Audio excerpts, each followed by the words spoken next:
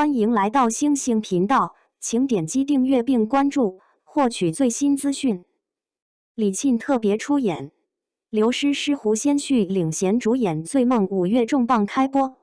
东北的雪在很多影视剧里都是浪漫滤镜，可《醉梦》偏偏不一样，它把雪拍成了埋尸工具，风一吹，厂房废墟像一头生锈的钢铁怪兽，雪一下，16年前的秘密就像被重新翻出来的旧账，冻得人后背发凉。很多悬疑剧喜欢靠突然蹦出来的鬼影吓人，《醉梦》却更狠，它让观众发现，真正可怕的从来不是死人，而是一群活人一起沉默。这部剧最厉害的地方，不是连环命案，而是他拿时代当凶器。故事表面看，是一场横跨16年的追凶。1990年代，东北老啤酒厂风雨飘摇，女工刘雪梅突然死在雪夜，案件草草结案。2016年，废弃厂区接连发生命案，死者都和当年的旧案有关，眉心还被啤酒瓶盖贯穿，听起来像典型悬疑套路。但《醉梦》真正高明的是他把谁杀了人变成了为什么没人说真话。很多悬疑剧现在都有个毛病，拼命堆反转，恨不得3分钟一个烟雾弹。可烟雾太多，观众反而麻了。醉梦岛更像老式炖菜，火不猛，但越熬越有味儿。他用双时空叙事，把过去和现在缠成一团乱麻。泛黄照片，财务报表，带血瓶盖，每个细节都像雪球，越滚越大，最后砸下来的不是单纯凶案，而是一整个时代的隐痛。最扎心的是那句“心不齐才出事”，乍一听像厂里领导开会打官腔，可仔细琢磨，后背发凉。因为很多时候，真正毁掉一个人的，不是某个恶人，而是一群人同时选择闭嘴。有人怕丢工作，有人怕惹麻烦，有人甚至只是觉得多一事不如少一事，于是沉默慢慢发酵，最后变成共谋。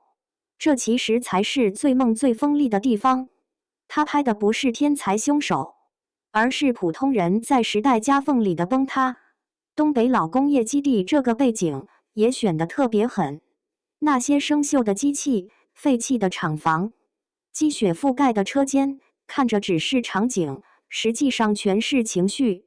上世纪国企改革那阵子，多少人一夜之间从铁饭碗跌成无业游民，有人下岗，有人破产，有人尊严碎了一地。那种集体性的失落感，其实特别适合悬疑，因为人在活不下去的时候，道德有时真的会松动。而刘雪梅这个角色，就是那个时代最疼的一根刺。李沁戏份不算多，却像整部剧的魂。他演的不是简单受害者，更像一个被时代吞没的人。他知道秘密，所以必须死；他想说真话，所以被沉默。很多悬疑剧里的死者只是推动剧情的工具人，《醉梦》却让观众感觉他死后的16年一直在看着所有人。这种感觉特别像《漫长的季节》。为什么大家会对东北悬疑上头？因为雪地、旧厂、下岗潮本身就带着一种天然的苍凉感。人在这种环境里，连呼吸都像带着铁锈味，命运像被冻住了一样，谁都想往前走，却谁都走不出去。而刘诗诗这次可能真要打一场翻身仗了。过去很多人对她的印象还停留在古装美人阶段，气质清冷，动作优雅，但总有人说她太仙，不接地气。结果《醉梦》直接给她来了个反向操作，短发、素颜、调查记者，没有飘逸长裙，也没有滤镜美感，取而代之的是一种疲惫感。这种变化其实特别聪明，因为悬疑剧最怕演员端着，角色一旦太漂亮、太精致，观众就容易出戏。而胡先煦也挺让人意外，以前总觉得他身上少年感太重，可这次寸头、刑警、雪地哭戏一下把青涩感压下去了。他演的高雪林不是传统意义上的神探，更像一个不断犯错、不断成长的人。这种角色其实最难演，因为太容易变成热血愣头青。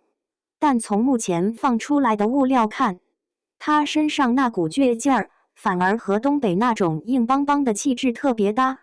而最梦最妙的一点是他没有急着告诉观众谁是坏人。李乃文饰演的厂干部，看着老实巴交，可眼神总像藏着事。法医、老工人、厂领导，每个人都像有秘密。整部剧像大型狼人杀，观众一边猜凶手，一边又不断推翻自己。真正高级的悬疑，从来不是找到一个恶魔，而是让人发现很多普通人也可能在某个时刻成为帮凶。这也是为什么《醉梦》看起来不像传统刑侦剧，更像一场时代解剖。它借追凶讲人性，借命案讲沉默，借东北风雪讲一个时代的疼痛。